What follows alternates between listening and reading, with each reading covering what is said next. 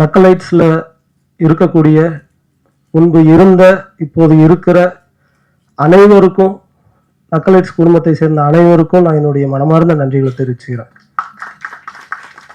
ஏன்னா அது கொஞ்சம் நஞ்ச உழைப்பு கிடையாது. வாரம் 7 நாளும் ஷூட்டிங் நடக்கும் கோயம்புத்தூர்ல. இரவு பகல் இல்லாம அந்த வேலை நடக்கும்.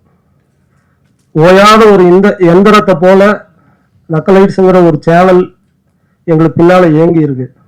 அவ்வளவு மனிதர்களுடைய நம்பிக்கையும் உழைப்பும் வியர்வையும் அதில் கலந்துருக்கு. அதுக்கு நான் என்றென்றும் நன்றி உள்ளவனா இருப்பேன். அடுத்ததாக, நக்கலைட்ஸுங்கிற சேனல் தொடங்கி 8 வருஷம் ஆச்சு. இந்த 8 ஆண்டுகளும் எங்களுடைய கரம் பிடித்து எங்களுடைய ஒவ்வொரு வீடியோவையும் ரசித்து மகிழ்ந்து அதை பாராட்டி நாங்கள் தடுமாறும் போது எங்களை விமர்சித்து எங்களை நல்வழிப்படுத்திய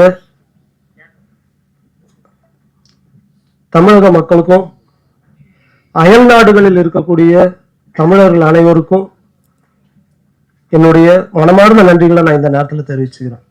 ஏன்னா அந்த ஒரு பெரிய ஆதரவு இல்லாமல் 8 ஆண்டுகள் எங்களால் கடந்து வந்திருக்க முடியாது. எங்களுடைய முதல் வீடியோவோட பட்ஜெட் 250 ரூபா. அந்த 250 ரூபாய்ங்கிறது வாகனத்துக்கான பெட்ரோல் செலவும் டீ பிஸ்கெட் செலவு தான். கிட்டத்தட்ட 1 வருடம் அப்படிதான் போச்சு. முதல் ஆண்டு யாருக்குமே எந்த ஊதியமும் கிடையாது. ஒரு நம்பிக்கையை மட்டுமே வைத்துக்கொண்டு நம்ம வேலை செய்வோம், அதுக்கு ஒரு பலன் இருக்குங்கிற நம்பிக்கையை மட்டுமே வச்சு எங்க கூட சேர்ந்து உழைத்து எல்லாருக்கும் நான் இந்த நேரத்தில் நான் நன்றி தெரிவிச்சுக்கிறேன். அடுத்ததாக, சினிமா அப்படிங்கிற ஒரு இடத்துல தடைகள் அப்படிங்கிறது நிறைய இருந்திருக்கு. நாங்கள் சினிமா பொறுத்த வரைக்கும் 1 வருட குழந்தை தான். ரொம்ப பெரிய அனுபவசாலி போலவோ அல்லது எல்லாம் தெரிஞ்ச மாதிரியோ அப்படி பேசுறதுக்கு ஒன்றும் இல்லை. ஆனால்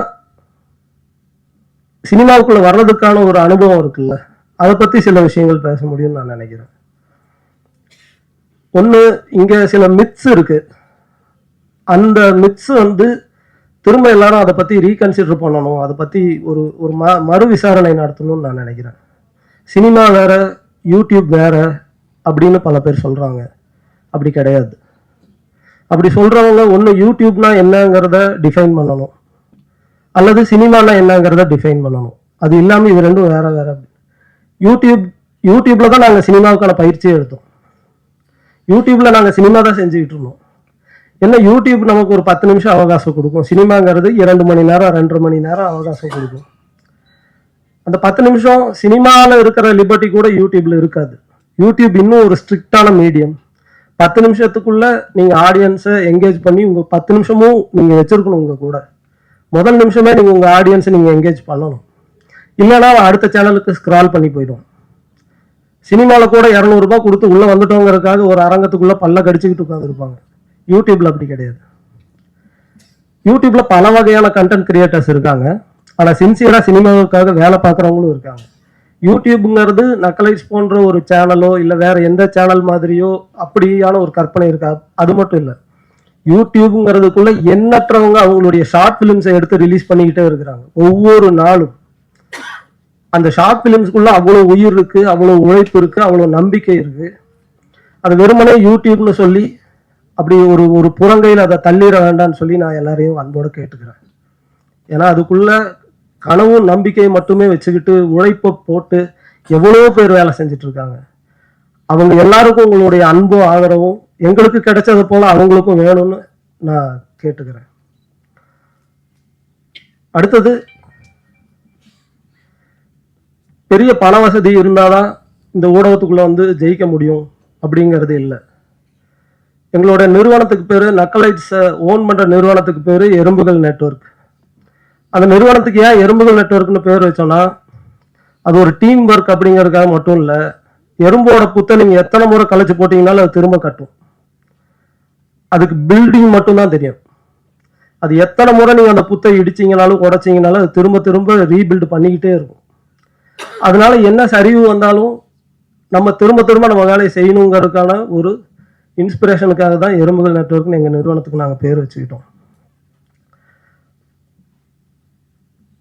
இதில் எவ்வளோ சிக்கல்களை நாங்கள் சந்தித்து வந்திருக்கிறோம். அது ரொம்ப சாதாரணம் தான், எல்லாரும் சந்திக்கிற சிக்கல்கள் தான். ஒன்றும் அசாதாரணமான சிக்கல்களெல்லாம் நாங்கள் சந்திக்கலை. எல்லா சராசரி மனிதர்களும் அவங்க வாழ்க்கையில் சந்திக்கிற சிக்கல்களை தான் நாங்களும் சந்தித்தோம்.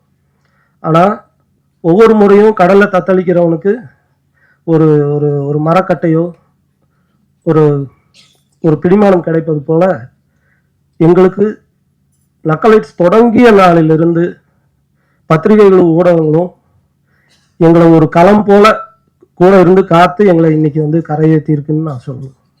ஏன்னா அன்னைக்கு எங்ககிட்ட எதுவுமே கிடையாது. ஜஸ்ட் எங்களுடைய ஐடியா, அது ஒரு வீடியோவாக எடுத்து யூடியூப்ல பதிவேற்றுவோம். ஆனால் அதனுடைய நேர்மையும் அந்த அந்த கண்டென்ட்ல இருந்த ஒரு தரத்தையும் மதித்து எங்களை பாராட்டி ஒவ்வொரு முறையும் உற்சாகப்படுத்தி, ஏன்னா நாங்கள் நேர்காணல் கொடுக்காத பத்திரிகைகளே இல்லைன்னு சொல்லலாம். எல்லா பத்திரிகைகளிலும் எங்களுடைய நேர்காணல் இருக்கு.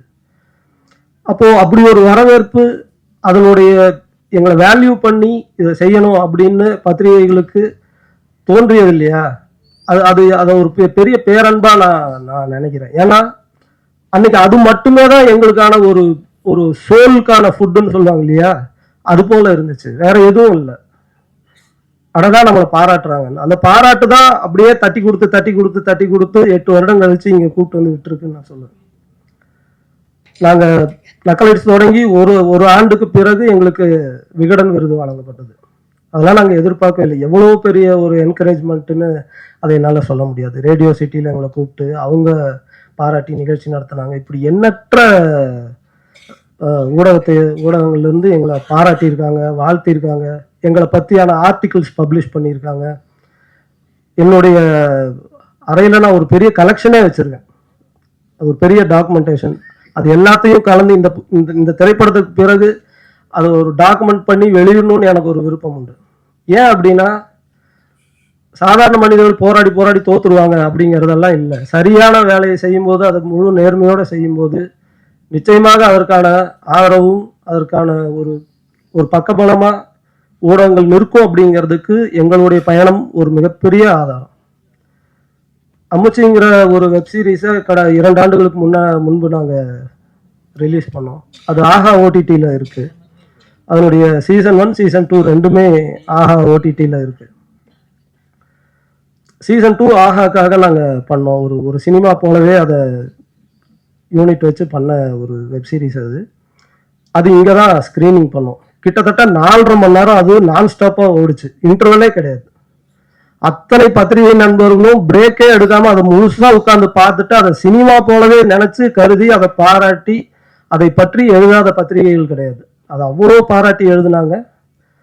அது வெளிவந்த காலத்தில் ஆஹா ஓடிடியில் மிக அதிகம் பார்க்கப்பட்ட வெப்சீரிஸ் அதுதான், அம்முச்சி தான். அதற்கு காரணமும் பத்திரிகை ஊடக நண்பர்கள் தான். அன்னைக்கு நாங்கள் கோயம்புத்தூர்ல இருக்கோம். எங்களை இங்க இருக்கிற யாரையுமே எங்களுக்கு தெரியாது. ஆனா கிடைச்ச ஆதரவுங்கிறது கொஞ்சம் நஞ்சம் இல்லை. அது கொடுத்த உற்சாகம் தான் அடுத்து ஒரு சினிமா பண்ணுங்கிற ஒரு தைரியம் வந்தது.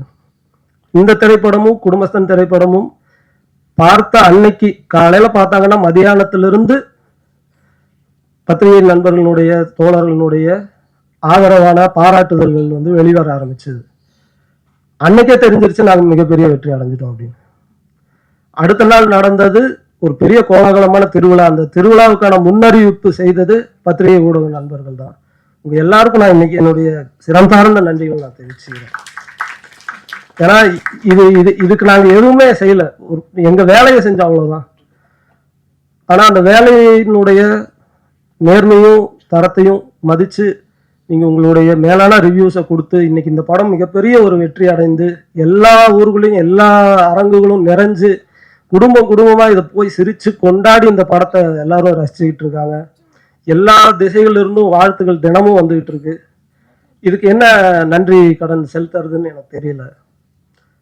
இனி வரக்கூடிய காலங்களில் எங்களுடைய எதிர்காலத்தில் செய்யக்கூடிய எல்லா திரைப்படத்தையும் இந்த படத்துக்கு எந்த நேர்மையான உழைப்பை கொடுத்தோமோ அதுக்கு குறையாம கொடுப்போங்கிறது மட்டும்தான் இதுக்கான ஒரு நன்றியா இருக்க முடியும்னு நான் நினைக்கிறேன். உங்க எல்லாருக்கும் நான் என்னுடைய மனமார்ந்த நன்றிகளை மீண்டும் ஒரு முறை தெரிவிச்சுக்கிறேன். ரொம்ப நன்றி. தேங்க்யூ.